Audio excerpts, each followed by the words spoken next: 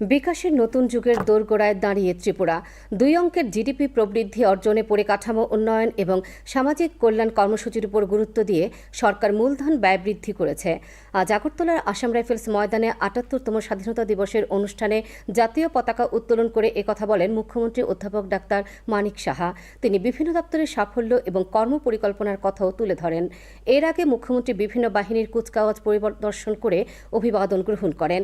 এবার প্যারেডে আসাম পুলিশের একটি প্ল্যাটুন সহ মোট 16টি প্ল্যাটুন অংশ নিয়েছে। ত্রিপুরা পুলিশের একটি প্ল্যাটুন মিজোরামে স্বাধীনতা দিবসের অনুষ্ঠানে অংশ নিয়েছে বলে অনুষ্ঠানে জানানো হয়। শেষে প্যারেডে প্রথম, দ্বিতীয় এবং তৃতীয় স্থানাধিকারীদের হাতে পুরস্কার তুলে দেন মুখ্যমন্ত্রী। অনুষ্ঠানে বিজেপির প্রদেশ সভাপতি রাজীব ভট্টাচার্য, সিএস, ডিজিপি, বিভিন্ন স্তরের জনপ্রতিনিধি, চেয়ারম্যান, পদস্থ আধিকারিকরা প্রমুখ উপস্থিত ছিলেন।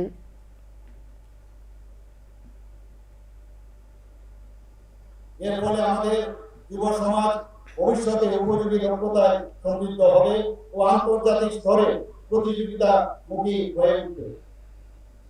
আমরা সুশাসন দপ্তর এবং স্টেট ইনস্টিটিউট ফর ট্রান্সফরমেশন স্থাপন করেছি, যা আমাদের জ্ঞান অর্জন এবং প্রশাসন পরিচালনার একটি প্ল্যাটফর্ম। এছাড়াও আমি বিভিন্ন ক্ষেত্রে কয়েকটি গুরুত্বপূর্ণ ভিশন ইন্ডিকেটরস 2047 এবং রাজ্য সরকারের দীর্ঘমেয়াদী লক্ষ্য অর্জনের কৌশল সমূহ তুলে ধরেছি।